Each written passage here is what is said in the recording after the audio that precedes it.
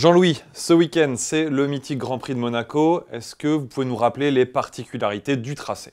Bon, il y en a beaucoup, mais si je dois définir Monaco, je dirais que Spa-Francorchamps en Belgique, c'est le Grand 8 des Ardennes, et je dirais que Monaco, c'est le toboggan de la Côte d'Azur. Parce qu'entre les montées, les descentes et les virages serrés, dont l'épingle de l'ancienne gare, il y a vraiment beaucoup de virages très différents, dont l'un des plus difficiles de la saison, le virage du tunnel, car il y a un tunnel à Monaco, avant la chicane du port. Voilà. Une fois que vous avez bouclé ces plus de 3 km, eh bien vous en avez déjà plein les bras et plein la tête.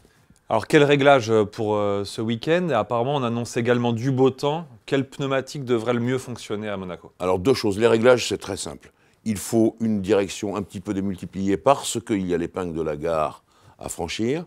Il faut une voiture souple parce qu'il y a des changements de revêtement très nombreux, même si Monaco en a refait une partie du revêtement. N'oublions pas que c'est des rues et non pas un vrai circuit. Il faut également une garde au sol assez haute, pour cette raison également. Et puis il faut un moteur très souple, parce qu'il y a beaucoup de reprises à bas régime et qu'il faut vraiment pouvoir redémarrer tranquillement. Enfin, du côté de l'aéro, c'est simple, on braque les ailerons au maximum. Il n'y a pas d'autres règles à Monaco. Côté pneus, il y a une nouveauté importante, c'est que les Hypersoft, les roses, rentrent en jeu, et ce sera la première fois de la saison. Alors ça, c'est ce que j'appelle de la gomme chewing-gum. On verra à l'usage ce que ça fait, on verra même probablement en qualification sûrement, mais en course, on verra ce que ça donne. En course, justement, Ferrari avait réalisé le doublé l'an dernier, Vettel devant Raikkonen.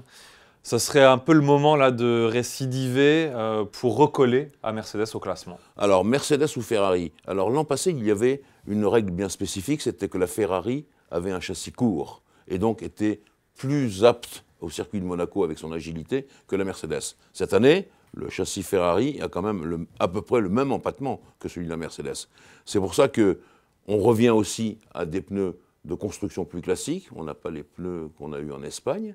Je parle de la construction et de l'épaisseur de la bande de roulement. Et en l'occurrence, pour répondre à votre question, Ferrari ou Mercedes, je répondrai plutôt Red Bull Renault. Parce que je pense qu'elles sont mieux taillées au niveau aéro et au niveau conception de la voiture pour Monaco.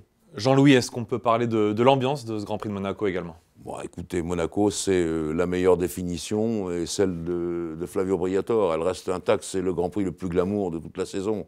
Entre les bateaux, les boîtes de nuit, les sorties, les opérations de sponsors et quand même les essais et la course, il y a vraiment un programme de dingue et on sait qu'il y aura en plus quelques nouveautés. Il y a de nouveaux stands.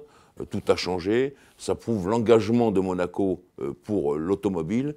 Et puis il y a aussi les grid girls, pas tout à fait les grid girls, qui reviennent, c'est-à-dire les jolies femmes qui vont revenir au moment de la grille de départ pour porter aux pilotes les messages des réseaux sociaux. Donc c'est quand même intéressant. Voilà, Monaco, c'est quand même quelque chose de très à part.